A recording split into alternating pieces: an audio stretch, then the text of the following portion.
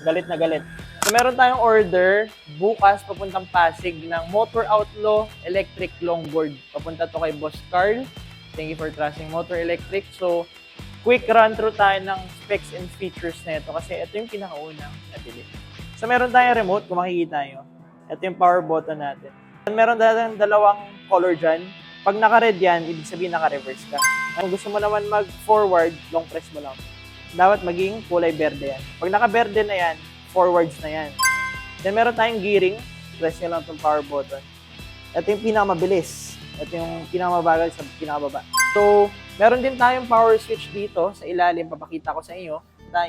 Ayan yung power switch. Wala yung pindutin yan para mag-on and off. Testing tayo. Galit na galit.